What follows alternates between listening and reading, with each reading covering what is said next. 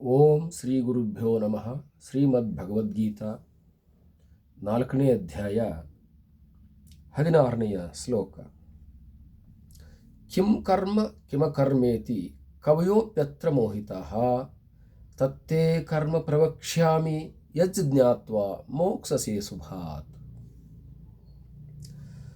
What is action and what is inaction?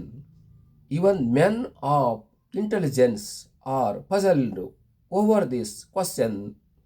Therefore, I shall expand to you the truth about action, knowing which you will be freed from its evil effects, the shackles of karma.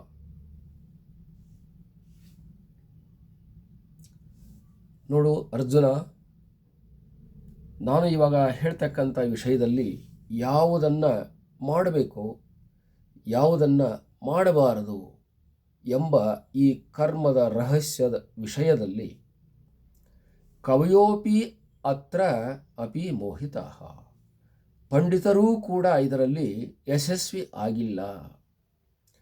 ಅವರಿಗೂ ಕೂಡ ತೀರ್ಮಾನವನ್ನು ತೆಗೆದುಕೊಳ್ಳಲು, ನಿರ್ಧಾರ ಮಾಡಿಕೊಳ್ಳಲು ಸಾಧ್ಯವಾಗಿಲ್ಲ. ಅಂತಹ ಕರ್ಮದ ರಹಸ್ಯವನ್ನು ನಾನು ನಿನಗೆ ಸಹಜವಾಗಿ ಹೇಳ್ತಾ ಇದ್ದೇನೆ.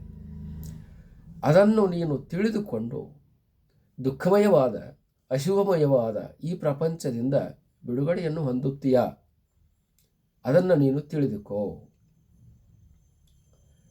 ಏನಂತಂದರೆ, ಕರ್ಮ ಅನ್ನುವಂಥದ್ದು ದ್ವಂದ್ವಾತ್ಮಕವಾಗಿದೆ ಅಂತ. ಕೆಲವರು ಮಾಡಬೇಕು ಅಂತಾರ, ಕೆಲವರು ಬಿಡಬೇಕು ಅಂತಾರ. ಕೆಲವರು ಮಾಡಬಾರ್ದು ಅಂತಾರ, ಕೆಲವರು ಮಾಡಲೇಬೇಕು ಅಂತ ಹೇಳ್ತಾರೆ. ಇನ್ನು ಕೆಲವರು ಒಳ್ಳೆಯ ಕರ್ಮವನ್ನು ಮಾಡಬೇಕು ಅಂತಾರ, ಇನ್ನು ಕೆಲವರು ಕೆಟ್ಟ ಕರ್ಮವನ್ನು ಮಾಡಬಾರ್ದು ಅಂತಾರ. ಇಲ್ಲಿ ಒಳ್ಳೆಯ ಕರ್ಮ ಯಾವುದು, ಕೆಟ್ಟ ಕರ್ಮ ಯಾವುದು, ಯಾವ ಕರ್ಮವನ್ನು ಮಾಡಬೇಕು, ಯಾವ ಕರ್ಮವನ್ನು ಬಿಡಬೇಕು ಅನ್ನುವಂಥದ್ದು ಗೊಂದಲದ ವಿಷಯವಾಗಿದೆ, ಗೊಂದಲದ ಗೂಡಾಗಿದೆ. ಜ್ಞಾನಿಗಳ ದೃಷ್ಟಿಯಲ್ಲಿ ಕರ್ಮ ಅನ್ನುವಂಥದ್ದು ಎಲ್ಲವೂ ಕೂಡ ಸತ್ಯವಾಗಿ ತೋರೋದಿಲ್ಲ. ಕರ್ಮ ಅನ್ನುವಂಥದ್ದು ಜ್ಞಾನಿಗಳ ದೃಷ್ಟಿಯಲ್ಲಿ ಒಳ್ಳೆಯ ಕರ್ಮವು ಕೂಡ ಅವರಿಗೆ ಪರಿಣಾಮಕಾರಿಯಾಗಿರ್ತಕ್ಕಂಥದ್ದಾಗಿರುತ್ತೆ. ಅದು ಸುಖದಾಯಕವಾಗಿ ಕಾಣೋದಿಲ್ಲ ಅವರಿಗೆ.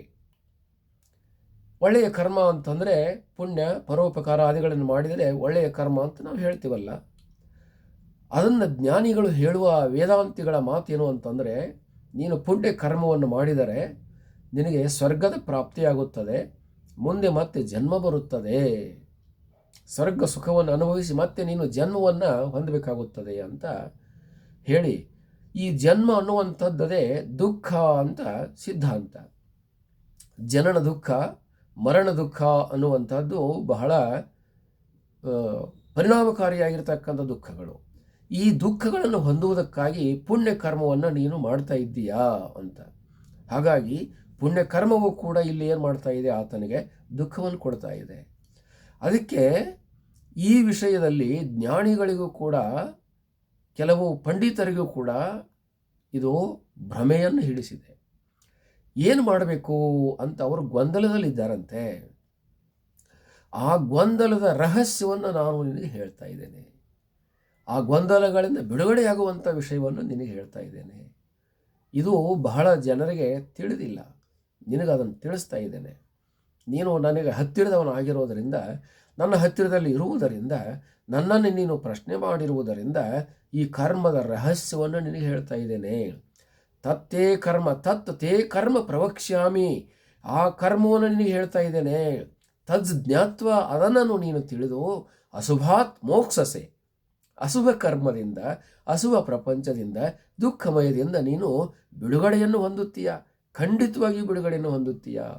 ಅಂಥ ಕರ್ಮದ ರಹಸ್ಯವನ್ನು ನಿನಗೆ ನಾನು ಹೇಳ್ತಿದ್ದೇನೆ, ಅದನ್ನು ನೀನು ತಿಳಿಯಬೇಕು. ಹಾಗಾಗಿ ಯಾರು ಯಾವ ಕರ್ಮವನ್ನು ಮಾಡಿ ಅವರು ಪರಿವರ್ತಿತರಾಗಿ ಅಥವಾ ಮುಕ್ತರಾಗಿಲ್ಲವೋ ಅಂಥ ಕರ್ಮವನ್ನು ಮಾಡಿ ಮುಕ್ತರಾಗುವಂಥ ವಿಷಯವನ್ನು ನಿನಗೆ ಹೇಳ್ತೀನಿ, ಕೇಳು ಅರ್ಜುನ ಅಂತ ಭಗವಂತನು ಪ್ರಮಾಣ ಮಾಡ್ತಾ ಇದ್ದಾನೆ.